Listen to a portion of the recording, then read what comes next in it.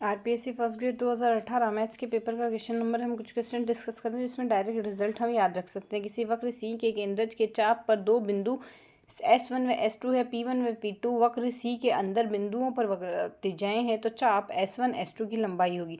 तो यहाँ से इस चाप की लंबाई होगी P1 से P2, P1 और P2 वक्र के संगत वक्रता त्रिज्याएं, तो S1 S2 में आएगा P1 माइनस P2। ये आ गई चाप की लंबाई। बीटा फंक्शन ऑफ m+हाफ की वैल्यू हमारे पास क्या आएगी? इस बीटा फंक्शन की हम डायरेक्ट रिजल्ट में याद रख सकते हैं। बीटा 1/बीटा mm आएगा।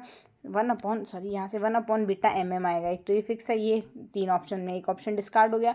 साथ ही आएगा यहाँ से π/m 2^4m-1, 2 × 2 4 आ जाएगा, 2^4m-1 π/m, यहाँ से ये वैल्यू आएगी।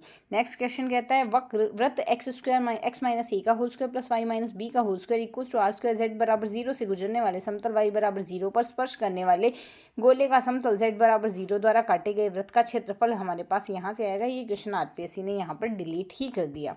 नेक्स्ट क्वेश्चन है हमारे पास क्वेश्चन नंबर 51 हमारे पास यहाँ से कहता है, ये डायरेक्ट रिजल्ट बेसिस के हम क्वेश्चन देख रहे हैं। 51 तो हम यहाँ से सॉल्व करें। अगर 51 देखें, यहाँ से हमें सीरीज़ दी गई, इसका अगर n पद देखेंगे 2 3 4 इस तरीके से बढ़ रहा है, तो n+1 बढ़ रहा है।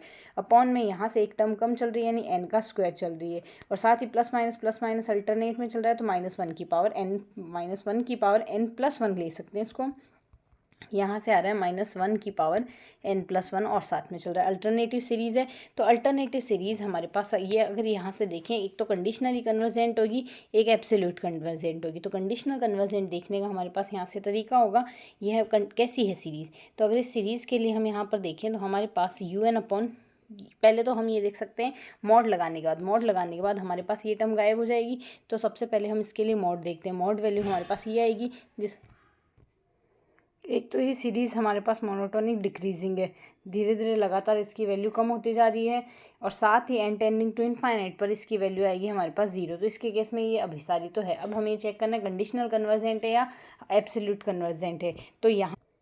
तो ये मोनोटोनिक डिक्रीजिंग और टेंडिंग टू 0 से लेबनिज टेस्ट से कन्वर्जेंट तो गई। अब हमें चेक करना है ये एब्सोल्यूट कन्वर्जेंट है या कंडीशनल कन्वर्जेंट। तो यहाँ से सीरीज़ को सॉल्व करेंगे, 1+n/1+n² आएगा सम्मिश्र में। अब हम देख रहे हैं यहाँ से हमारे पास दो सीरीज़ बन रही है। पी टेस्ट से ये तो कन्वर्जेंट है, पर पी टेस्ट से ये सीरीज़ डाइवर्जेंट है। अगर दो सीरीज़ है जिनका सम हमारे पास डाइवर्जेंट आ रहा है, उनमें से एक भी सीरीज़ डाइवर्जेंट है, तो ओवरऑल सीरीज़ डाइवर्जेंट होगी। तो ये सीरीज़ कन्वर्जेंट है लेबनिज टेस्ट से, बट एब्सोल्यूट कन्वर्जेंट नहीं है। तो सशर्त कन्वर्जेंट, कंडीशनल कन्वर्जेंट यहाँ से ये आ जाएगी।